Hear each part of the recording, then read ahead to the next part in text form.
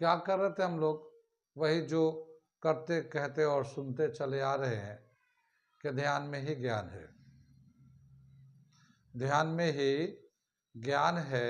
जो देगा ध्यान उसी को मिलेगा ज्ञान, और जितना देगा ध्यान उतना ही मिलेगा ज्ञान। थोड़ा ध्यान थोड़ा ज्ञान, ज़्यादा ध्यान ज़्यादा ज्ञान, क्योंकि ध्यान में ही ज्ञान है।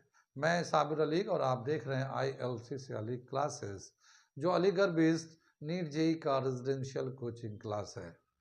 ठीक है, साथ ही AMU जामिया और दूसरे यूनिवर्सिटी के दूसरे एंट्रेंस की भी तैयारी कराते हैं, जैसे 9th 11th diploma engineering, BSc nursing, CET CUET वगैरह वगैरह की तैयारियाँ होती है। तो जो लोग तैयारी करना चाहते हैं वो कांटेक्ट कर सकते हैं। ऑनलाइन ऑफलाइन दोनों ही मोड अवेलेबल है।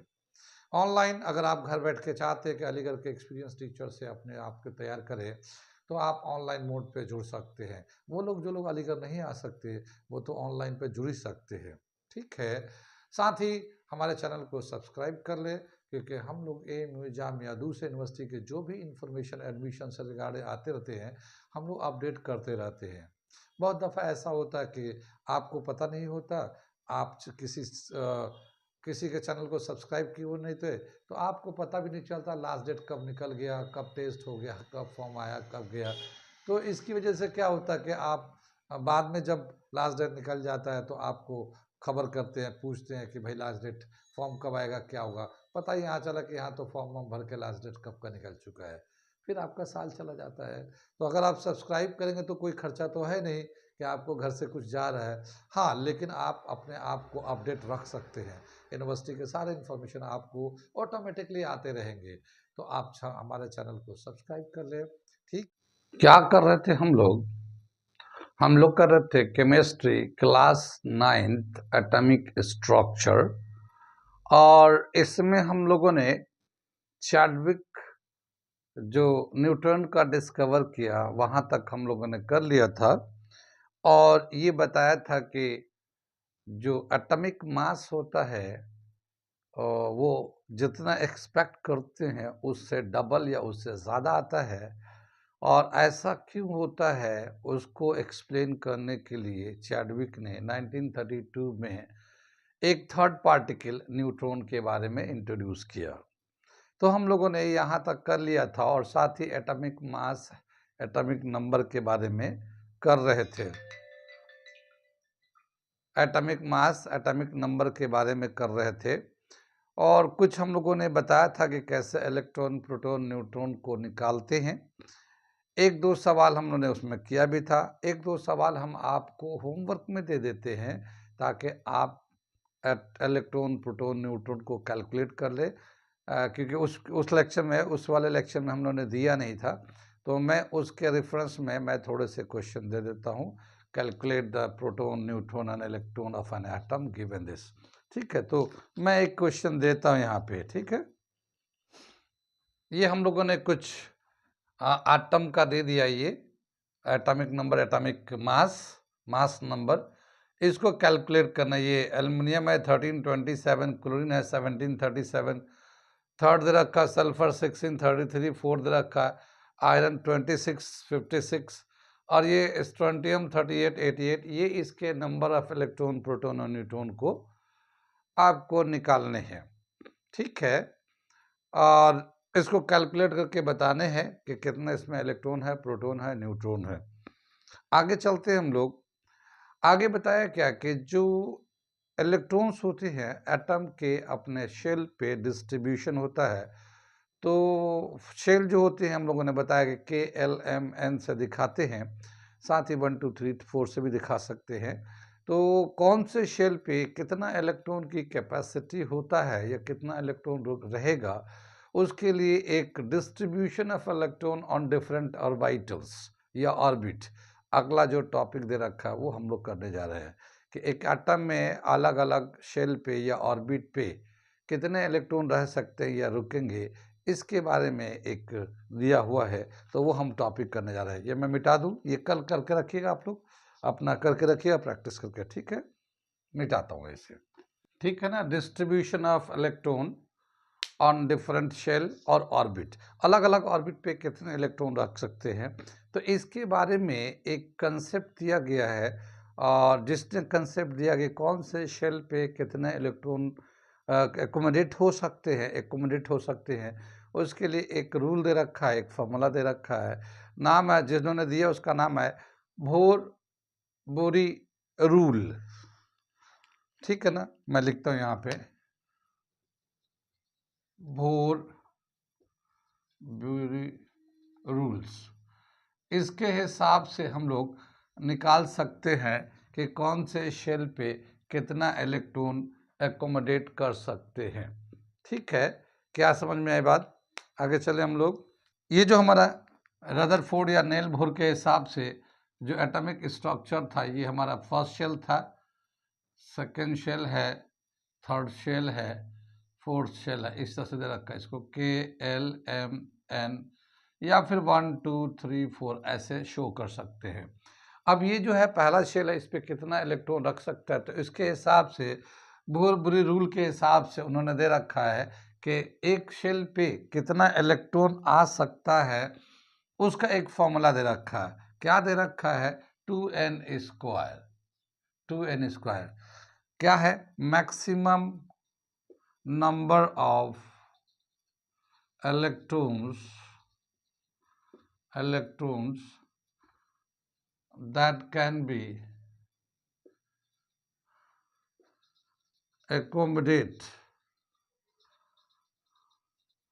on different orbits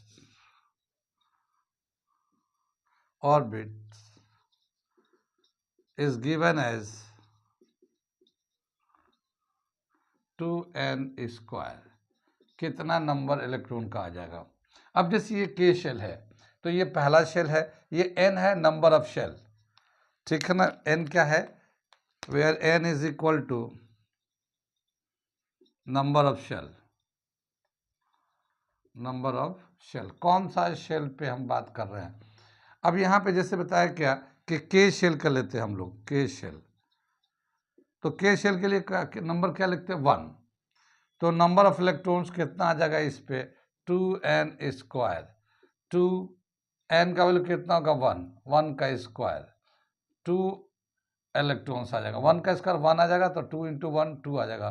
तो इस पे जो है ना फर्स्ट शेल पे, इस पे जो है ना फर्स्ट शेल पे जो है K शेल पे जो है, जो टोटल नंबर ऑफ इलेक्ट्रॉन्स आएगा वो 2 इलेक्ट्रॉन ये रख सकता है। यानी पहला जो शेल है वो कितना इलेक्ट्रॉन रख सकता है? 2 इलेक्ट्रॉन रख सकता है। Maximum number of electron that can be accommodate, यानी एक शेल पे कितना इलेक्ट्रॉन मैक्सिमम रखा जा सकता है। कितना रखा हुआ है एक अलग बात है, लेकिन कितना रखा जा सकता है उसके हिसाब से। तो पहले शेल पे बताया क्या कि 2 इलेक्ट्रॉन रख सकते हैं के।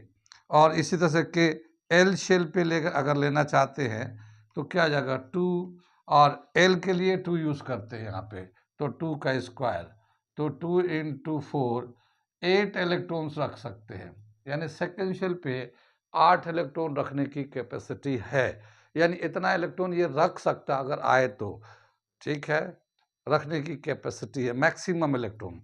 इसी तरह से थर्ड शेल पे अगर हम लेना चाहते हैं, ये L हो गया, ये M शेल पे अगर लेना चाहते हैं, M शेल पे कितने इलेक्ट्रॉन रख सकते हैं, तो M जो है ना 3 नंबर पे आता है, तो ये 3 का स्क्वायर ले लेंगे, 9 2 × 18। ठीक है ना, 2 × 9 18 इलेक्ट्रॉन्स, यानी ये जो है थर्ड शेल पे 18 इलेक्ट्रॉन रख सकते हैं। 18 इलेक्ट्रॉन रख सकते हैं। इसी तरह से एन एम एन एन अगर एन शेल पे लेना चाहते हैं हम लोग, एन शेल पे अगर लेना चाहते हैं तो एन शेल पे कितना आ जाएगा? 2n square. एन जो है 4 नंबर पे है, 4 होता है, तो 2 4 का स्क्वायर 16, तो ये 32 इलेक्ट्रॉन रख सकता है। इस तरह से तो हम लोग कौन से शेल पे कितना इलेक्ट्रॉन एकोमोडेट कर सकता है वो शेल, इसका हम लोग निकालते हैं। बोर बुरी रूल कहलाता है ये, बोर बुरी रूल। ठीक है ना, इसके इस फॉर्मूले के हिसाब से हम लोग निकाल लेते हैं। कितनी बात समझ में? ठीक। अब क्या बताया कि अलग अलग एलिमेंट से एटॉमिक नंबर के ऑर्डर के हिसाब से जो एलिमेंट है उनके कितने इलेक्ट्रॉन्स है और कौन से शेल पे कितने इलेक्ट्रॉन्स आते हैं, अगर हम उसका कॉन्फ़िगरेशन लिखना चाहते हैं तो इलेक्ट्रॉनिक कॉन्फ़िगरेशन लिखना जा रहे हैं। ये जो कितना इलेक्ट्रॉन आता है अलग अलग और शेल पे, उसको जो लिखते हैं वो हमारा इलेक्ट्रॉनिक कॉन्फ़िगरेशन कहलाता है। ये तो रूल दे रखा है कौन से शेल पे कितना इलेक्ट्रॉन रख सकता है। जैसे पहले शेल पे मैक्सिमम 2 इलेक्ट्रॉन, यानी के शेल पे मैक्सिमम 2 इलेक्ट्रॉन रख सकते हैं, 2 से ज़्यादा की कैपेसिटी नहीं है इसके पास। एक हो कोई बात नहीं, नहीं हो तब भी चलेगा, लेकिन मैक्सिमम 2 रख सकता है, 2 से ज़्यादा नहीं है। सेकंड शेल पे 8 इलेक्ट्रॉन की कैपेसिटी है, ये 8 इलेक्ट्रॉन रख सकता है, 8 से ज़्यादा नहीं रख सकता, 8 से कम रख सकता है, 7 है, 6 है, 5 है, 4, 3, मगर 8 से ज़्यादा नहीं रख सकता ये। इसी तरह से थर्ड शेल पे, एम शेल पे, वो 18 टोटल इलेक्ट्रॉन रखेगा। उसकी कैपेसिटी 18 इलेक्ट्रॉन की, 18 से ज़्यादा नहीं, 19 नहीं रख सकता, 20 नहीं रख सकता। 18 है, 18 से कम हो 17, 16, 15, 14, 13, 12, 11, 10 इस तरह से आ सकता है, लेकिन 18 से ज़्यादा नहीं हो सकता। तो ये इसकी मैक्सिमम कैपेसिटी है।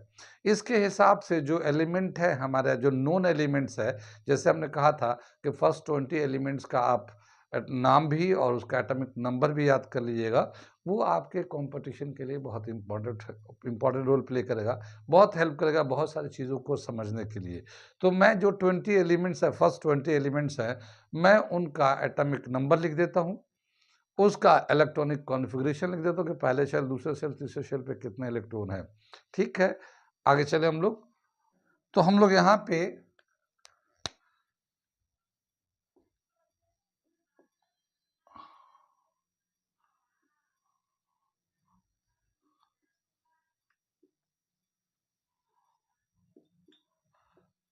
इलेक्ट्रॉनिक कॉन्फ़िगरेशन लिखते हैं हम लोग। ठीक है, जैसे ये हाइड्रोजन है, इसका एटॉमिक नंबर 1 है, तो हाइड्रोजन का एटॉमिक नंबर 1 है, तो इसका फर्स्ट शेल पे 1 इलेक्ट्रॉन रहेगा। ठीक है, ऐसे ही यहाँ पे ले लेते हैं हीलियम। हीलियम एटॉमिक नंबर 2 है, इसके पहले शेल पे 2 इलेक्ट्रॉन रहेंगे और 2 की कैपेसिटी है इसकी, तो 2 इलेक्ट्रॉन आ जाएंगे इसके। ठीक है, लिथियम है, इसका एटॉमिक नंबर 3 है, बेरिलियम है 4 है, बोरोन है 5 है एटॉमिक नंबर, कार्बन है 6 है, नाइट्रोजन 7 है, ऑक्सीजन 8 है, फ्लोरीन 9 है और ये नियन 10 है। ये मैं हीलियम को यहाँ ले लेता हूँ, ये हीलियम को 2 को यहाँ ले लेता हूँ। ठीक है ना, ये 2 इलेक्ट्रॉन इसमें आ गया। लिथियम का जो 2 इलेक्ट्रॉन है, मतलब 3 इलेक्ट्रॉन्स है लिथियम में, तो इसका अगर हम लोग बनाते हैं तो पहला शेल पे 2 इलेक्ट्रॉन रह जाएगा और दूसरे शेल पे 1 इलेक्ट्रॉन आ जाएगा। ठीक है ना, पहले शेल पे 2 इलेक्ट्रॉन और दूसरे पे 1 इलेक्ट्रॉन। बेरिलियम में क्या है, पहले शेल पे 2 इलेक्ट्रॉन और दूसरे पे 2 इलेक्ट्रॉन, दूसरे पे 2 इलेक्ट्रॉन, 4 इलेक्ट्रॉन है ना। यहाँ पे इलेक्ट्रॉनिक कॉन्फ़िगरेशन लिखा, पहले शेल पे 2 और दूसरे पे 1, यहाँ पे पहले शेल पे 2, दूसरे पे 2, यहाँ पे पहले शेल पे 2, दूसरे पे 3। इसको अगर हम लोग ऐसे अरेंज करेंगे, ऐसे दिखाएंगे हम लोग, पहले शेल पे 2 और दूसरे पे 3 इलेक्ट्रॉन। ठीक है ना, दूसरे पे 3 इलेक्ट्रॉन। ये कार्बन 6 है 2 4, इसका कॉन्फ़िगरेशन होगा 2 4, पहले शेल पे 2 इलेक्ट्रॉन है और दूसरे पे 4 इलेक्ट्रॉन है। ये जैसे पहले पे 2 था और दूसरे पे 4 इलेक्ट्रॉन है। ठीक है, ऐसे ही नाइट्रोजन पे 7 है ये, तो 7 का जो है ना 2 5 आ जाएगा कॉन्फ़िगरेशन, पहले पे 2 इलेक्ट्रॉन और दूसरे पे 5 इलेक्ट्रॉन, दूसरे शेल पे 5 इलेक्ट्रॉन। दूसरे शेल की कैपेसिटी कितनी है, 8 की, तो कम तो फिल कर सकते हैं, 8 से ज़्यादा नहीं कर सकते। अब यहाँ पे ऑक्सीजन है 2 6, तो पहले शेल पे 2 इलेक्ट्रॉन और दूसरे पे 6 इलेक्ट्रॉन। ठीक है ना, दूसरे पे 6 इलेक्ट्रॉन आ जाएगा। फ्लोरीन पे 9 है 2 7 इलेक्ट्रॉनिक कॉन्फ़िगरेशन है और इसका पहले शेल पे 2 और दूसरे पे 7 इलेक्ट्रॉन। ठीक है ना, दूसरे पे 7 इलेक्ट्रॉन, ये हो गया। और नियॉन में पहले पे 2, दूसरे पे 8 इलेक्ट्रॉन। कितनी बात समझ में? इस तरह से। तो ये जो है कॉन्फ़िगरेशन हो गया। कुछ बात समझ में आ रही? लिथियम का 3 एटॉमिक नंबर था, 2 1 कॉन्फ़िगरेशन हो गया। बेरिलियम पे 4 था, 2 2 हो गया, 5 2 3 6 2 4। पहले पे 2 तो आएगा ही आएगा, उसके बाद जो बचेगा वो दूसरे पे जाएगा। दूसरे पे जैसे यहाँ पे है नियॉन का, जैसे ये दे रखा है, तो ये 2 8 है, तो पहले शेल पे 2 है, दूसरे पे 8 है। अब यहाँ पे 8 जो है ना, सेकंड शेल की 8 की कैपेसिटी है, और ये पूरे 8 फील्ड है। कितनी बात सुन में? 8 फील्ड है। तो ये हमारा इलेक्ट्रॉनिक कॉन्फ़िगरेशन हो गया नियॉन तक। इसके बाद एक लाइन दे रखा है हमारा, जैसे हम लोग यहाँ पे लेते हैं सोडियम। सोडियम का एटॉमिक नंबर है 11, कॉन्फ़िगरेशन लिखेंगे 281। इलेक्ट्रॉनिक कॉन्फ़िगरेशन पहले शेल पे 2, दूसरे पे 8, तीसरे पे 1 सोडियम। मैग्नीशियम हो जाएगा हमारा 12, कॉन्फ़िगरेशन लिखेंगे 282। ऐसे दे रखा हमारा एल्युमिनियम 13, 283। फिर इसी तरह से सिलिकॉन है 14, 284 14। ठीक है। फास्फोरस है 15, 285। सल्फर है 16, 286। ठीक है ना। और फिर क्लोरीन है 17, 287। और फिर आर्गन है 18, आर्गन है 18, 288। ये दे रखा हमारा इलेक्ट्रॉनिक कॉन्फ़िगरेशन। ठीक, इसका ये 20 तक हम लोगों ने 18 तक कर दिया। इसके बाद हम लोग इसी तरह का स्ट्रक्चर बना देंगे। यानी पहले शेल यहाँ पे सोडियम है ना, तो पहले शेल पे 2 इलेक्ट्रॉन, दूसरे पे 8 और तीसरे पे 1 इलेक्ट्रॉन। मैग्नीशियम है पहले शेल पे 2, दूसरे पे 8, तीसरे पे 2 इलेक्ट्रॉन। इस तरह से इसका इलेक्ट्रॉनिक कॉन्फ़िगरेशन मैंने लिख दिया। इसी तरह से स्ट्रक्चर होता है। इसमें 3 शेल यूज होते हैं, इसमें 3 शेल यूज होते हैं। जैसे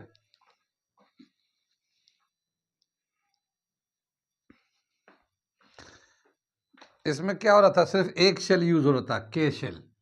इसमें सिर्फ के शेल यूज हो रहा था पहले वाले में, हाइड्रोजन हीलियम में। दूसरे वाले में 2 शेल यूज हो रहा है, के एंड एल यूज हो रहा है।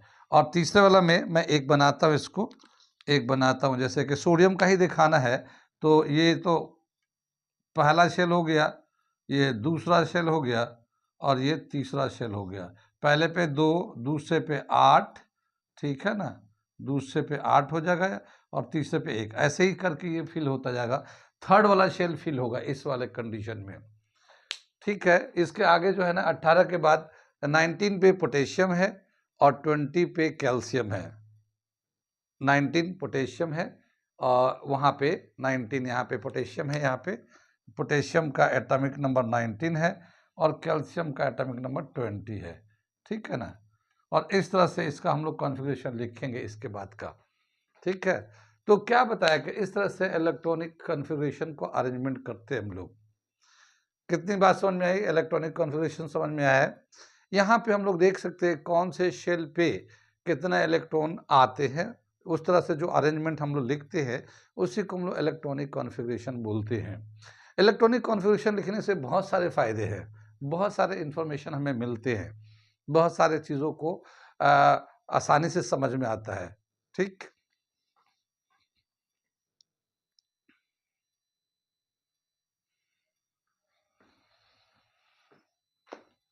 ठीक है ना। बहुत सारी चीज़ें समझ में आती है। जैसे एक तो ये समझ में आता है कि अगर इलेक्ट्रॉनिक कॉन्फ़िगरेशन लिखते हैं, तो ये एक समझ में आता है कि ये मेटल है या नॉन मेटल है। ये पॉइंट आसानी से समझ में आता है। दूसरा ये समझ में आता है कि इसकी वैलेंसी क्या है। तीसरा ये समझ में आता है कि ये रिएक्शन में इलेक्ट्रॉन देगा या लेगा, या रिएक्शन करेगा ही नहीं। कितनी बात सुन में, रिएक्शन करेगा ही नहीं, तो ये कैसे समझ में आएगा। और इसी तरह से और भी बहुत सारी बातें हैं। जैसे प्रोटॉन न्यूट्रॉन को तो पता चल ही जाएगा कि कितना इलेक्ट्रॉन, कितना प्रोटॉन, कितना न्यूट्रॉन होता है। ये तो हम लोग जानते ही जानते हैं। कितनी बात में। तो अब हम लोग पहले ये देखते हैं कि कैसे हम लोग बताएंगे कि ये मेटल है या नॉन मेटल है। ठीक है, तो एक कैरेक्टर हम यहाँ बताने, एक इलेक्ट्रॉनिक कॉन्फ़िगरेशन समझ में आ गया। ये अरेंजमेंट जो है ना, जैसे पहले शेल पे कितना, दूसरे शेल पे कितना, तीसरे शेल पे कितना, चौथे शेल पे कितना इलेक्ट्रॉन आता है, जो जितना इलेक्ट्रॉन हम लोग उसको दे, जितना उसकी कैपेसिटी होती है उतना तक हम लोग इलेक्ट्रॉन उस पर फिल करते हैं। फिर जब तक कैपेसिटी है उसके बाद का इलेक्ट्रॉन भी है तो वो अगले वाला शेल पे चला जाता है। ठीक है ना, तो इस तरह से हम लोग इसको अरेंजमेंट करते ही हमारा इलेक्ट्रॉनिक कॉन्फ़िगरेशन कहलाता है। इलेक्ट्रॉनिक कॉन्फ़िगरेशन से बहुत सारे इन्फॉर्मेशन मिलते हैं। जैसे मैं सबसे पहले एक करैक्टर यहाँ बताने जा रहा हूँ, ठीक है, ये मैं मिटा दे रहा हूँ यहाँ पे। इससे बहुत सारे करैक्टर का प्रॉपर्टीज़ का पता चलता है, और उसमें सबसे पहले हम लोग मेटल नॉन मेटल के बारे में बताते हैं।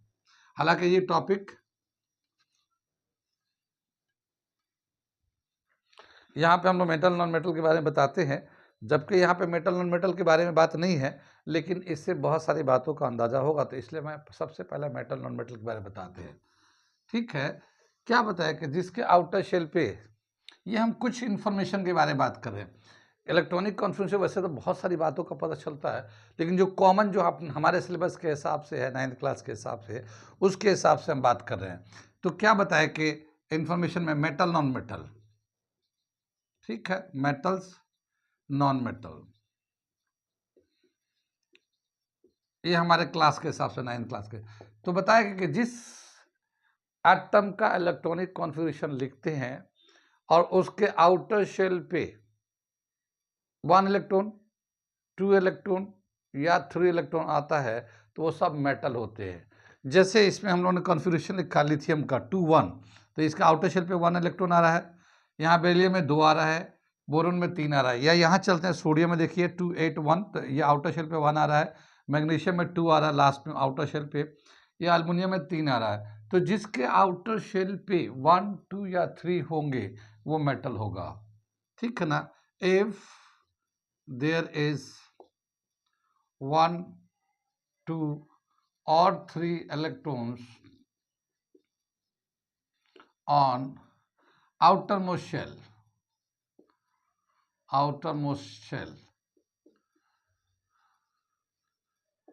then it is metal, तो हम लोग जब लिखेंगे 1 2 3 अगर इलेक्ट्रॉन होता है आउटर शेल पे, जैसे हम लोग यहाँ पे जैसे सोडियम लिखा 1 है मेटल है, मैग्नीशियम 2 है मेटल है, एल्युमिनियम 3 है मेटल है, लिथियम 1 है मेटल है, बेरिलियम 2 है मेटल है, बोरोन 3 है मेटल है। तो ये एक जो जनरल कैरेक्टर होता है ये मेटल को बताता है। ये कहीं का एक्सेप्शन तो होता ही है, एक्सेप्शन तो है हर जगह, लेकिन ये जनरल हमें जो बताता है कि ये मेटल है अगर 1 2 3 होता है तो। अब नॉन मेटल के बारे में क्या बताया कि जिसके आउटर शेल पे 5 6 या 7 इलेक्ट्रॉन है वो नॉन मेटल है। अब जैसे यहाँ पे देखो नाइट्रोजन में देखिए आउटर शेल में 5 है, ऑक्सीजन में 6 है, फ्लोरीन में 7 है, ये सब नॉन मेटल है। ऐसे यहाँ फास्फोरस में 5 है, सल्फर में 6 है, क्लोरीन में 7 है, ये नॉन मेटल है। अगर आउटर शेल पे 5 6 7 नंबर ऑफ इलेक्ट्रॉन्स होते हैं तो वो नॉन मेटल्स होते हैं। इफ देयर इज 5 6 और 7 electrons on the outermost shell, then it is non-metal। ठीक है ना, क्या मतलब समझ में आया कि किसी भी एलिमेंट का अगर एटॉमिक नंबर पता हो तो उसका इलेक्ट्रॉनिक कॉन्फ़िगरेशन लिखेंगे इसके हिसाब से, और अगर आउटर शेल पे कितना इलेक्ट्रॉन आ रहा है तो हम लोग बता सकते हैं कि मेटल है या नॉन मेटल है। ठीक है ना, मेटल है या नॉन मेटल है। कितनी बात सुन रही? तो इलेक्ट्रॉनिक सबसे पहले तो 20 तक आप याद कर लो, क्योंकि 20 तक तो आपके कोर्स के हिसाब से ही है, और फिर उसका इलेक्ट्रॉनिक कॉन्फ़िगरेशन लिख ही रखा है। आप भी एक बार लिख के प्रैक्टिस करेंगे तो समझ में आ जाएगा। ठीक है ना, और उसके बाद देखिए कौन मेटल है कौन नॉन मेटल है। इस तरह से जिसके आउटर शेल पे 4 है, जिसके आउटर शेल पे जैसे ये कार्बन पे 4 है, सिलिकॉन पे 4 है, तो ऐसे को हम लोग बोलते हैं मेटालोइड। जिसके आउटर शेल पे 4 होता है। मेटलोइड का क्या मतलब हुआ कि ये दोनों तरह बिहेव करता है, ये मेटल भी होता है, कहीं कहीं भी मेटल की तरह बिहेव करता है, कहीं कहीं ये नॉन मेटल की तरह बिहेव करता है। तो मेटलोइड, मेटलोइड, ठीक है ना। If there is 4 electrons on outer most shell, ठीक है ना, आउटर मोस्ट शेल पे 4 अगर इलेक्ट्रॉन है देन इट इज कॉल्ड मेटालोइड। कितनी बात सुनिए। तो इलेक्ट्रॉनिक कॉन्फ़िगरेशन से ये चीज मेटल नॉन मेटल के बारे में बहुत आसानी से बता सकते हैं। कितनी बात, आगे चले हम लोग। ठीक है, इतनी बात तो समझ में आई। अब क्या होता है कि जब भी कभी रिएक्शन होता है तो रिएक्शन कौन करेगा, जिसका आउटर मोस्ट शेल इनकम्प्लीट होगा वो रिएक्ट करेगा, और जिसका आउटर मोस्ट शेल कंप्लीट होगा वो रिएक्ट नहीं करेगा। अब जैसे यहाँ पे देखिए, ये हीलियम था, हमने हीलियम का मिटा दिया। फर्स्ट शेल पे 2 की कैपेसिटी है, हीलियम में 2 इलेक्ट्रॉन होते हैं, तो उसका हीलियम का 2 इलेक्ट्रॉन कंप्लीट है। ऐसे ही देखिए नियन में सेकेंड शेल पे 8 इलेक्ट्रॉन है और 8 इलेक्ट्रॉन कैपेसिटी होता है, तो इसका 8 इलेक्ट्रॉन कंप्लीट है, यानी सेकेंड शेल पे 8 इलेक्ट्रॉन की कैपेसिटी है मैक्सिमम और 8 इलेक्ट्रॉन इसके पास भी है, तो इसका जो आउटर शेल है कंप्लीट है। ठीक, ऐसे ही दे रखा है यहाँ पे आर्गन 18, आउटर शेल का थर्ड शेल का जो कैपेसिटी है 8 इलेक्ट्रॉन की है और इसके पास भी 8 है। ठीक है ना। तो जब ये आउटर शेल कंप्लीट होते हैं, जब आउटर शेल कंप्लीट होते हैं तो ये जो है ना रिएक्ट नहीं करते, ये रिएक्ट नहीं करते, और जिनके आउटर शेल कंप्लीट नहीं होते हैं वो रिएक्ट करते हैं। अब जैसे यहाँ पे जो है सेकंड शेल की कैपेसिटी, मान लो लिथियम बेरिलियम बोरोन में देख रहे हैं, सेकंड शेल की कैपेसिटी 8 की है, लेकिन इस पे 2 है, इस पे 3 है, तो ये इनकम्प्लीट है। 8 होने चाहिए, 2 3 4 5 ऐसे है, तो इसका मतलब ये है कि ये रिएक्ट करेंगे। ठीक है, तो रिएक्ट क्यों करेंगे, क्योंकि इनकी टेंडेंसी होती है, हर एलिमेंट की अपनी टेंडेंसी होती है कि वो चाहता है कि मेरा आउटर शेल कंप्लीट हो जाए। हमारा आउटर शेल पे जितना इलेक्ट्रॉन की कैपेसिटी है वो हमारा आउटर शेल कंप्लीट हो, चाहे हमें इलेक्ट्रॉन दे दें या ले लें या शेयर कर ले। ये एक होता है लॉस करना इलेक्ट्रॉन का, एक होता है गेन करना, एक होता है इक्वली शेयर करना। तो उसके हिसाब से वो शेयर करके या लॉस और गेन करके ऑक्टेट कंप्लीट करते हैं। इस तो और उसी के लिए वो रिएक्ट भी करते हैं, अपने ऑक्टेट कंप्लीट करने के लिए रिएक्ट करते हैं। तो इसका मतलब ये सभी एलिमेंट रिएक्ट करेंगे, क्यों, क्योंकि इनका ऑक्टेट कंप्लीट नहीं है, आउटर शेल कंप्लीट नहीं है। अब क्या देखा गया कि जो रिएक्ट करेंगे तो क्या करेंगे, जैसे जिनके आउटर शेल पे 1 2 3 है, जिनके आउटर शेल पे 1 2 3 है, वो क्या करते हैं, रिएक्शन में इलेक्ट्रॉन को दे देते हैं और शेल खाली कर देते हैं। जिसके 1 है, जैसे सोडियम पे 1 है, ये दे देगा, जिसको लेना होगा वो ले लेगा। ठीक है, जैसे मैग्नीशियम पे 2 है तो ये दे देगा, ये एल्युमिनियम पे 3 है, ये दे देगा।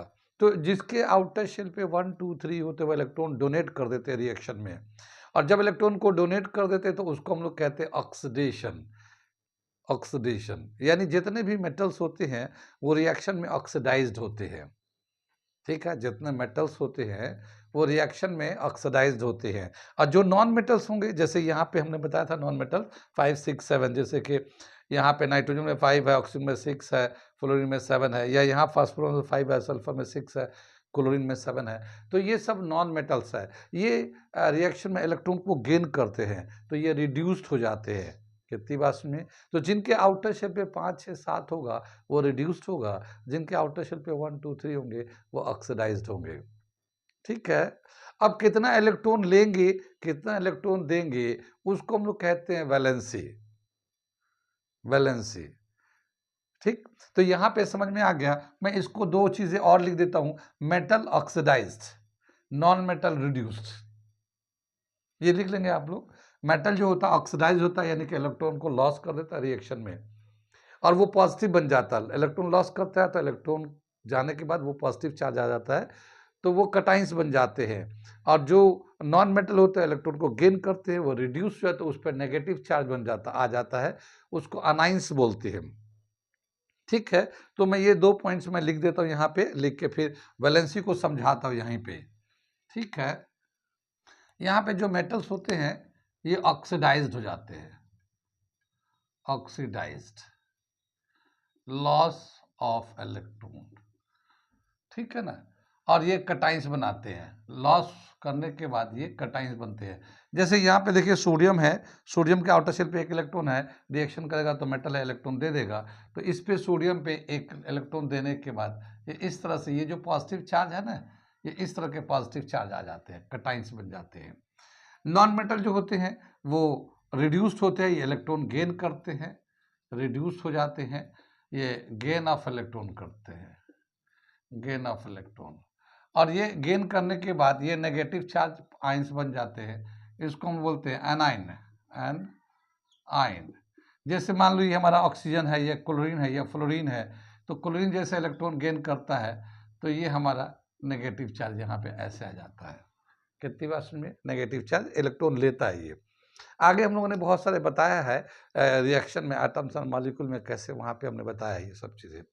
ठीक है, तो ये बातें समझ में आ गई है कि जो इलेक्ट्रॉनिक कॉन्फ़िगरेशन होता है तो कैसे हम बताएंगे मेटल है, नॉन मेटल है, कौन ऑक्सीडाइज होगा, कौन रिड्यूस होगा, कौन इलेक्ट्रॉन गेन करेगा, कौन लॉस करेगा, कितना इलेक्ट्रॉन गेन करेगा, कितना इलेक्ट्रॉन लॉस करेगा, वो भी बता सकते हैं। ठीक है ना, वो भी बता सकते हैं। जैसे कि जिसके आउटर शेल पे एक इलेक्ट्रॉन है तो एक इलेक्ट्रॉन लॉस कर देगा, जिसके दो होंगे, मेटल है तो दोनों लॉस कर देगा, तीन है तो तीनों लॉस करेगा, तो तीन इलेक्ट्रॉन लॉस करेंगे। वो जो चार वाले ना मेटलोइड होती है तो वो ले भी सकता है, दे भी सकता है, चार ले भी सकता है, चार दे भी सकता है। लेकिन जो नॉन मेटल्स होते हैं वो इलेक्ट्रॉन को गेन करते हैं। जिसके पास ऑलरेडी 6 इलेक्ट्रॉन है 2 लेगा, जिसके पास 5 इलेक्ट्रॉन वो 3 लेगा, 8 करना है ना, तो 5 है तो 3 लेके 8 करेगा, 6 है तो 2 लेके 8 करेगा, 7 है तो 1 इलेक्ट्रॉन लेके ऑक्टेट कंप्लीट करेगा। तो इस तरह से उसकी ये लेगा, जितना इलेक्ट्रॉन लेगा उतना नेगेटिव चार्ज हो जाएगा। अगर 1 इलेक्ट्रॉन लेता है तो 1 माइनस के हो जाएंगे, 2 इलेक्ट्रॉन लेगा तो माइनस के 2 हो जाएंगे, 3 इलेक्ट्रॉन लेगा तो माइनस के 3 हो जाएंगे। कितनी बात सुनिए। अब इसी तरह से बताया कि वैलेंसी, वैलेंसी क्या होता है और कैसे निकालते हैं हम लोग वैलेंसी, वो हम बताने जा रहे हैं। वैलेंसी, वैलेंसी कैसे डिफाइन करते हैं? Number of electrons, number of electrons required to complete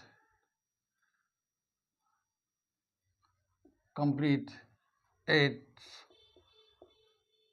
outer shell, either by losing, gaining or sharing the electron,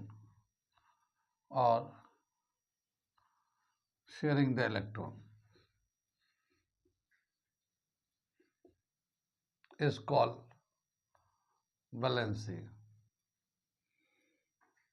क्या मतलब? नंबर ऑफ इलेक्ट्रॉन्स, कितना इलेक्ट्रॉन की ज़रूरत होते हैं एक एलिमेंट का उसके ऑक्टेट कंप्लीट करने के लिए, कितना इलेक्ट्रॉन की ज़रूरत है उसके ऑक्टेट को कंप्लीट करने के लिए। या तो वो इलेक्ट्रॉन दे दे कंप्लीट करने के लिए, या ले ले उतना इलेक्ट्रॉन जितना कंप्लीट करने की ज़रूरत है, या फिर इक्वल शेयरिंग कर ले। ठीक है, तो वही उसकी बैलेंसी होती है। अब क्या बताया कि जो मेटल्स है, मेटल समझ में बात आ रही है, जो मेटल्स हैं जिनके आउटर शेल पे 1 2 3 है, तो इनकी वैलेंसी भी यही है 1 2 3 4। जिसके आउटर शेल पे जब इलेक्ट्रॉनिक कॉन्फ़िगरेशन लिखेंगे तो आउटर शेल पे अगर 1 2 3 4 आ रहा है तो इसका वैलेंसी भी उतना ही है, 1 2 3 4 है। कितनी बात में? और जिनके आउटर शेल पे 5 6 7 आ रहा है तो उसकी valency 8 minus number of electron present on the outermost shell, number of electron present on the outermost shell is valency. अब मैं उसको वैलेंसी को थोड़ा करके दिखा रहा हूं, ये समझ में बात आ रही है?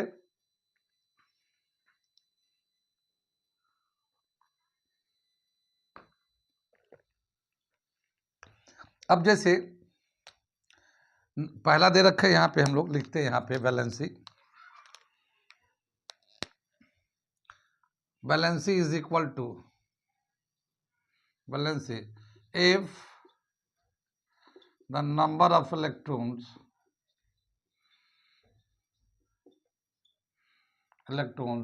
on outermost shell shell is 1, 2, 3 or 4, then its valency is also 1, 2, 3 and 4। ठीक है ना, यानी इसके आउटर शेल पे अगर 1, 2, 3 इलेक्ट्रॉन आ रहा है, इलेक्ट्रॉनिक कॉन्फ़िगरेशन लिखा हम लोगों ने जो तरीका है, और देखते हैं कि उसके आउटर शेल पे इलेक्ट्रॉन है तो उसकी वैलेंसी भी 1 है। अगर आउटर शेल पे 2 इलेक्ट्रॉन आ रहा है तो उसकी वैलेंसी भी 2 है।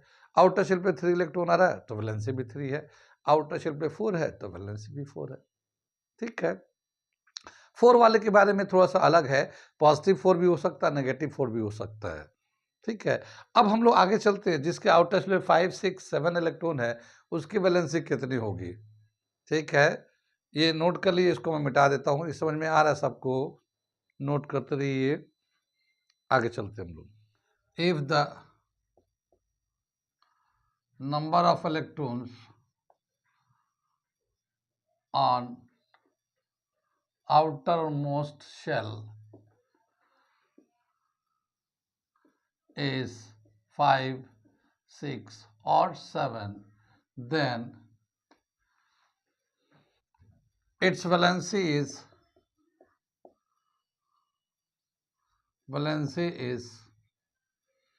8 minus number of electrons present on outermost shell, present on outermost shell। ठीक है, तो इसकी वैलेंसी कितनी होगी, जिसके आउटर शेल पे 5, 6, 7 इलेक्ट्रॉन है उसकी अगर वैलेंसी निकालना चाहते हैं तो कैसे निकालेंगे। 8 में से जितना इलेक्ट्रॉन प्रेजेंट है आउटरमोस्ट शेल पे उसको माइनस करेंगे। अब जैसे मान लो हम लोग नाइट्रोजन का लेते हैं, नाइट्रोजन का आउटर शेल पे 5 इलेक्ट्रॉन है ना, नाइट्रोजन का 5 इलेक्ट्रॉन है, तो वैलेंसी ऑफ नाइट्रोजन कितना हो जाएगा, वैलेंसी ऑफ नाइट्रोजन कितना हो जाएगा, 8 माइनस 5 इज इक्वल टू 3, -3 लेंगे इसको, वैलेंसी जो है ना -3, इधर जो होता है ना ये +3, मेटल नॉन मेटल मैंने बताया था ना, मेटल वाले में तो प्लस लेते हैं क्योंकि वो डोनेट करते हैं, और नॉन मेटल में वो गेन करते हैं तो माइनस में लेते हैं।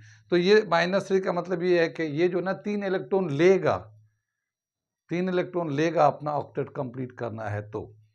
ठीक है, तो ये माइनस में आ गया, ये लेगा तो, और देने वाले में सब प्लस होते हैं। तो ये समझ में आ गई बात, ये वैलेंसी ऑफ नाइट्रोजन ले लिया हम लोगों ने।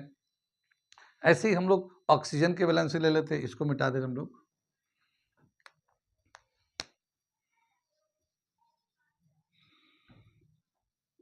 ऑक्सीजन का निकालना चाहते हैं तो ऑक्सीजन का आउटर मोस्ट शेल पे कितना, 6 इलेक्ट्रॉन है, ये है तो 8 माइनस 6 माइनस 2 ऑक्सीजन का हो गया। इसी तरह से फ्लोरीन का अगर निकालना चाहते हैं तो ये 7 इलेक्ट्रॉन है, तो वैलेंसी ऑफ फ्लोरीन निकालना चाहते हैं F 8 माइनस 7 माइनस 1। ठीक है, हम लोग ये माइनस इसलिए लिख रहे हैं क्योंकि ये इलेक्ट्रॉन गेन करता है, हालांकि ऐसे तो 8 माइनस 5 3 आ जाएगा, हम लोग ऐसे ना भी लिख सकते हैं, ये 3 तो इसकी 3 वैलेंसी है, मगर ये गेन करता तो इसलिए माइनस में लिख रहे हैं। 8 माइनस 6 2, तो ये लेगा इलेक्ट्रॉन, 2 इलेक्ट्रॉन लेगा। ठीक है ना, ये 7 8 माइनस 7 1, तो ये इलेक्ट्रॉन लेगा, इलेक्ट्रॉन नेगेटिव चार्ज होता है, तो ये इसकी वैलेंसी इस तरह से हो जाएगा नाइट्रोजन ऑक्सीजन फ्लोरीन का। अगर इसी तरह से फास्फोरस सल्फर क्लोरीन का लेते हैं तो ये 5 है ना, तो 8 माइनस 5, तो फास्फोरस की वैलेंसी हो जाएगी 3। ठीक है ना, वैलेंसी ऑफ फास्फोरस,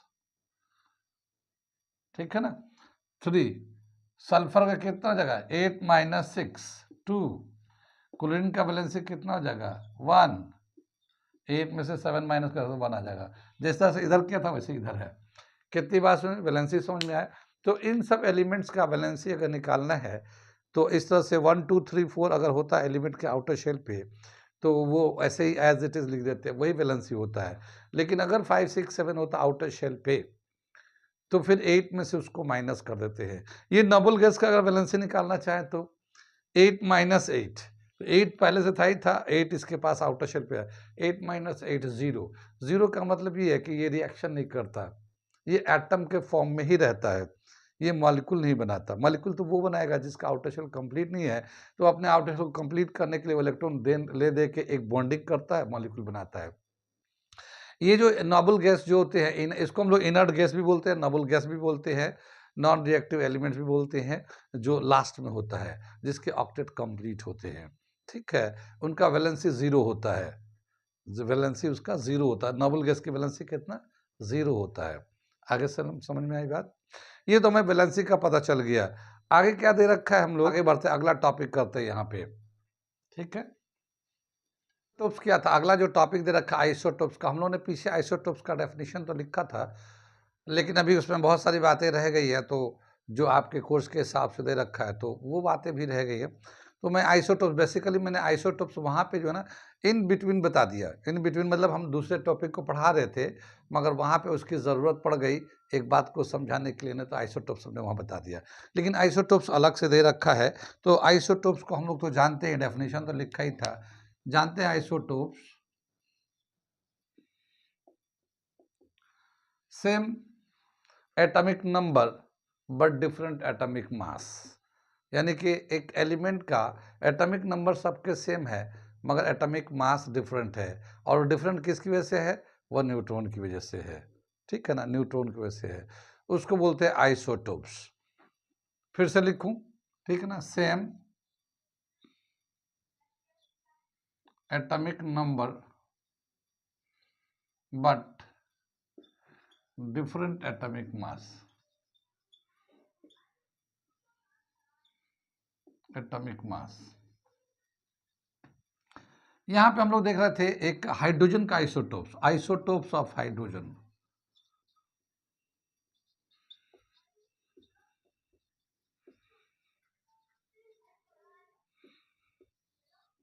जैसे आइसोटोप्स ऑफ हाइड्रोजन में क्या दे रखा?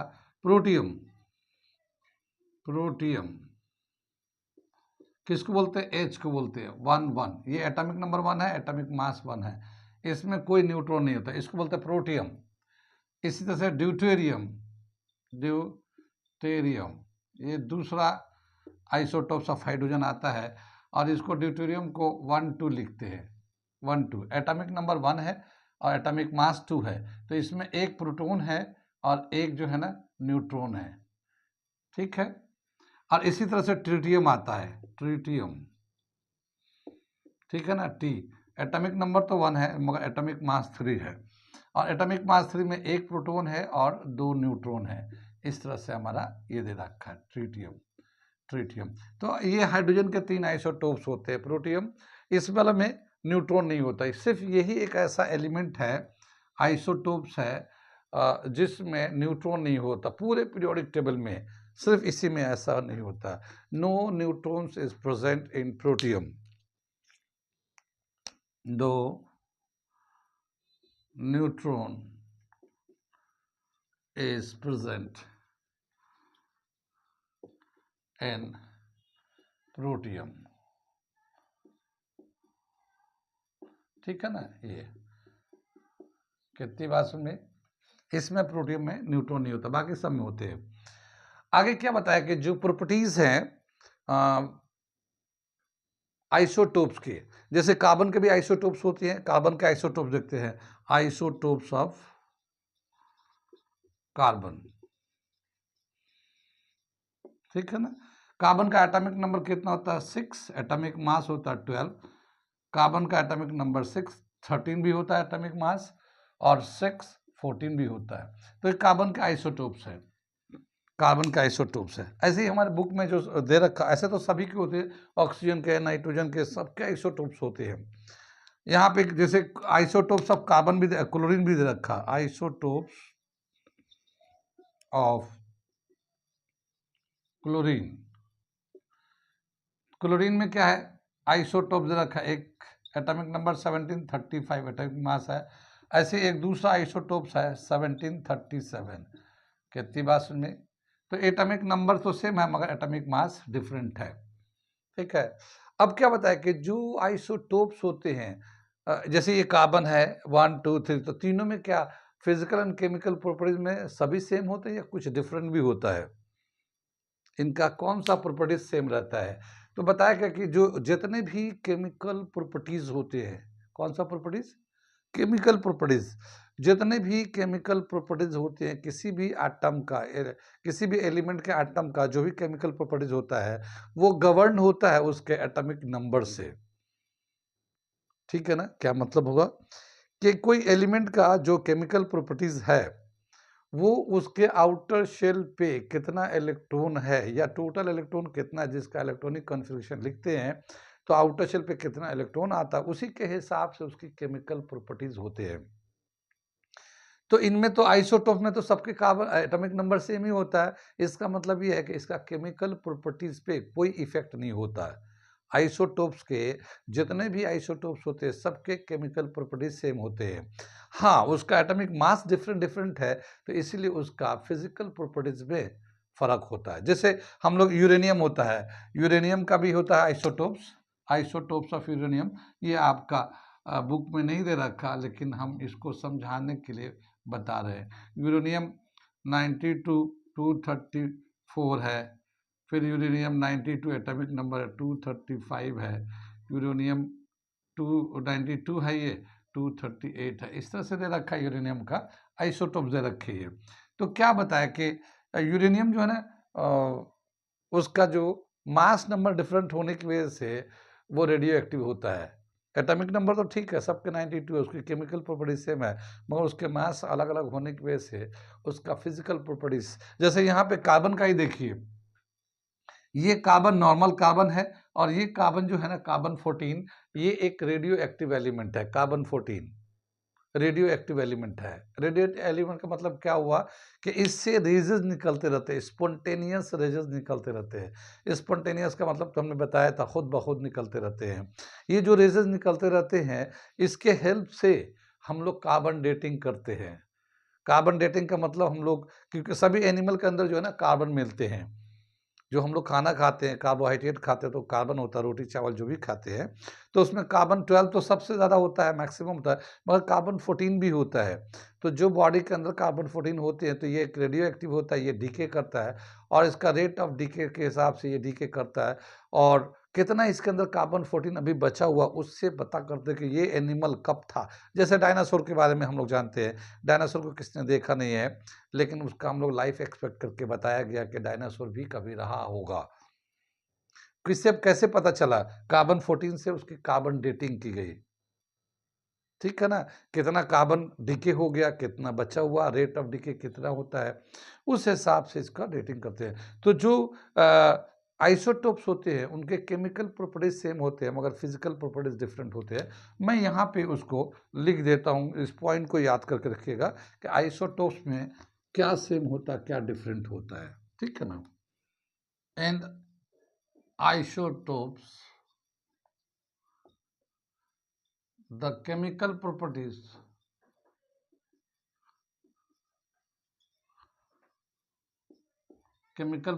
is same but physical properties different. Physical properties is different. ठीक है ना, आइसोटोप्स में केमिकल प्रॉपर्टीज तो सेम होते हैं जितने भी आइसोटोप्स है, जैसे कार्बन के 3 है या हाइड्रोजन के 3 है, इसी तरह से क्लोरीन के 2 हैं, तो इनके आइसोटोप्स के केमिकल प्रॉपर्टीज तो सेम होंगे लेकिन फिजिकल प्रॉपर्टीज अलग अलग होगा। यहाँ पे जैसे कार्बन दे रखा है, इनका केमिकल प्रॉपर्टीज सेम होता है, फिजिकल प्रॉपर्टीज डिफरेंट होते हैं। ठीक है, ये रेडियो एक्टिव है, ये हमारे बहुत काम में आता है, ये हमारे काम का नहीं है, मतलब काम का नहीं मतलब उस तरह का है कि ये कार्बन डेटिंग में इस्तेमाल होता है। ठीक है, यहाँ पे यहाँ तक समझ में आ गया।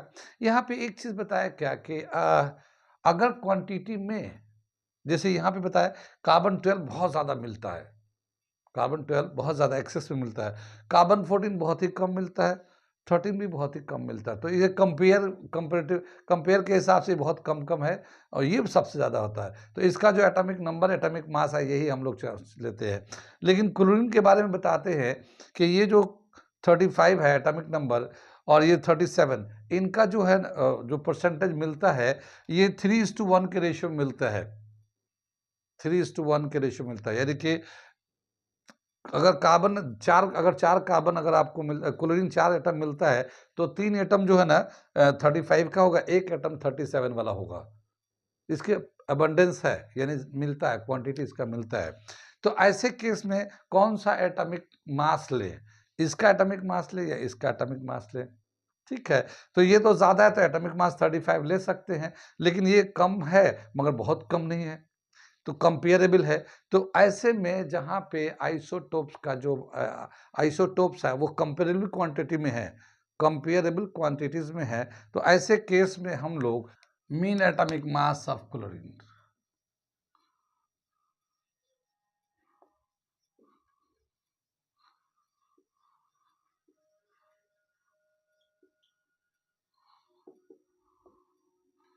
क्या दे रखा है यहाँ, क्लोरीन जो है एक 17 है, 35 एटॉमिक मास है, और ये क्लोरीन जो है एटॉमिक नंबर 1737 है, और ये जो मिलते हैं दोनों 3:1 के रेशियो मिलते हैं।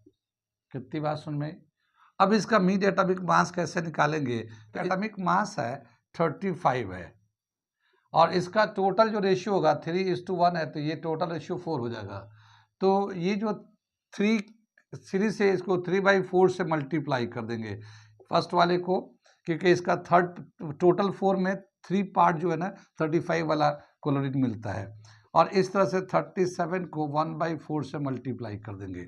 ठीक, ये आ जाएगा 105/4, और ये आ जाएगा 37/4। एलसीएम लेंगे तो 4 आ जाएगा, ये 105 है, 37 प्लस कर देंगे 142/4, इसको जब डिवाइड करते हैं तो 35.5, ठीक है ना, 35.5। तो इस तरह से क्लोरीन का जो एटॉमिक मास हम लोग लेते हैं 35.5 लेते हैं, 35 नहीं लेते हैं, 37 नहीं लेते, क्योंकि वो तो आइसोटोप्स का मास होता है, लेकिन दोनों का जो कंपेरेबल रेशियो होता है, तो क्लोरीन का जो एटॉमिक मास लेते हैं हम लोग 35.5 लेते हैं। कितनी बात सुन में ये, ठीक है ना, तो ये 0.5 ऐसे आ जाता है इसकी वजह से। ऐसे भी बहुत सारे एलिमेंट हैं, उनका भी अगर रेशियो दिया रहेगा तो उसका हम लोग निकाल के दिखाएंगे। ये हम लोग समझ में आया कि अगर दो आइसोटोप्स कंपेरेबल हो तो उनका मीन मास लेते हैं, एवरेज मास लेते हैं, ठीक है, इतनी बात समझ में आ गई। आगे चले हम लोग, अगला एक टॉपिक दे रखा है और इस बुक का, पहले तो ये देख लेते हैं इसको आइसोटोप्स का यूज़ कहाँ है, आइसोटोप्स कहाँ कहाँ यूज़ करते हैं। आज की डेट में आइसोटोप्स का बहुत यूज़ है, तो आइसोटोप्स का कहाँ कहाँ एप्लीकेशन है वो देखते हैं। Application of isotopes, application of isotopes, isotopes बहुत तरह के होते हैं और आज की डेट में बहुत सारे इसके एप्लीकेशन हमारे लाइफ में। तो एप्लीकेशन ऑफ आइसोटोप्स में सबसे पहले दे रखा है यूरेनियम का आइसोटोप्स, ठीक है, isotopes of uranium, isotopes of uranium used as fuel in nuclear reactor. Nuclear reactor जानते हैं, न्यूक्लियर रिएक्टर, ठीक है, ये तो एक आइसोटोप्स के तौर पे आइसोटोप्स यूरेनियम का यूज़ करते हैं न्यूक्लियर रिएक्टर में। न्यूक्लियर रिएक्टर जानते हैं, ये एक ऐसा प्लांट है जहाँ पे न्यूक्लियर को यूज़ करके, जैसे एक होता फिशन एक होता फ्यूज़न, तो फिशन एंड फ्यूज़न में क्या देखा गया, यूरेनियम का जो न्यूक्लियस है बहुत ही अनस्टेबल होता है, और जब ये टूटता है तो इससे बहुत सारे एनर्जी निकलते हैं। उस एनर्जी की वजह से हम लोग पानी को गर्म करते स्टीम बनाते हैं, और स्टीम बनाकर टरबाइन को रोटेट करते इलेक्ट्रिसिटी को जनरेट करते हैं। तो यूरेनियम का जो यूरेनियम जो है न्यूक्लियर रिएक्टर में यूज़ करके इलेक्ट्रिसिटी को जनरेट करते हैं। जैसे हमारे यहाँ अलीगढ़, वैसे हिंदुस्तान में बहुत जगह न्यूक्लियर पावर प्लांट है, जैसे यहाँ अलीगढ़ में एक नरोरा पावर प्लांट है, वो न्यूक्लियर रिएक्टर है। तो आइसोटोप्स ऑफ यूरेनियम को यूज़ करके न्यूक्लियर रिएक्टर में इसका यूज़ करते हैं, तो एक यहाँ पे यूज़ है। दूसरा दे रखा है कोबाल्ट का isotopes, isotopes of cobalt used in treatment of cancer. Cancer क्या समझ में है? कैंसर एक हम लोग जानते हैं एक डिजीज़ है, कैंसर एक डिजीज़ है। कैसे डिफाइन करते हैं कैंसर को? uncontrolled cell division. Uncontrolled cell division is called, which lead to a form of cancer. यानी ये जब बॉडी में, हमारे जो भी बॉडी में सेल डिवीजन होता है, ये कंट्रोल होता है। जैसे मान लो हमारे कहीं कट जाते हैं, जख्म हो जाते हैं, किसी से कट जाता है, थोड़े दिनों में देखते हैं कि वो सूख जाता है, फिर उस पर एक खोड सा आ जाता है, फिर वो जख्म ठीक हो जाते हैं, फिर भर भी जाते हैं। ठीक है, तो ये कंट्रोल होता है, कंट्रोल सेल डिवीजन होता है हमारा। जैसे ही हम लोगों ने बताया, तो जो भी हमारे बदन हाथ में कटते फिरते हैं, तो वो तो सेल फिर दोबारा से ग्रोथ हो जाते हैं। लेकिन बॉडी में जो कभी कभी ऐसा होता है, कोई पार्ट जो है जहाँ पे सेल डिवीजन होता है, और वो ऐसा होता है कि वो कंट्रोल नहीं होता, सेल डिवीजन होते चला जाता, होते चला जाता, होते चला जाता, बाद में वही जो है ना एक बीमारी हो जाता है, जिसको हम लोग कैंसर बोलते हैं। ऐसे कैंसर के ट्रीटमेंट में कोबाल्ट जो है ना एक एलिमेंट है, उसका आइसोटोप्स है, उसका यूज करते हैं कैंसर के ट्रीटमेंट में। ठीक है, तो क्या समझ में आ रहा है? ये तो हमारा कोबाल्ट का हो गया। इसी तरह से आयोडीन का आइसोटोप्स है, आयोडीन का आइसोटोप्स ग्वाटर में यूज होता है। ठीक है, isotope of iodine used in treatment of goiter। Goitre एक डिजीज है, जानते हैं हम लोग, ये थ्रोट जो ना काफी सॉइल हो जाता है, थ्रोट जो ना सॉइल होकर बड़ा हो जाता है, तो उसके ट्रीटमेंट में आयोडीन के आइसोटोप्स का यूज होता है। तो ये कुछ एप्लीकेशन दे रखा आइसोटोप्स का। कितनी बार समझ में? आइसोटोप्स ऑफ एलिमेंट्स कहाँ कहाँ समझ में आया, कहाँ कहाँ नहीं आया, आ रहा समझ में? आगे चलते हैं, एक और टॉपिक दे रखा हमारा, और वो है आइसोबार। तो वो आखिरी टॉपिक में बताता हूँ, आपके कोर्स के हिसाब से इतना ही दे रखा है, तो मैं आइसोबार बताता हूँ, उसके बाद फिर देखते हैं क्या करें।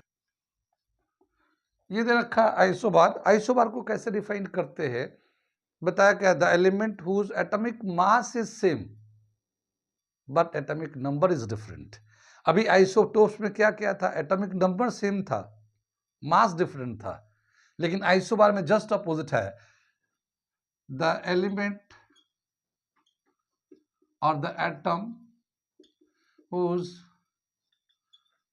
atomic mass is same,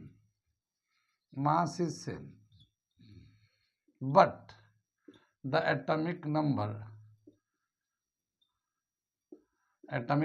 is different,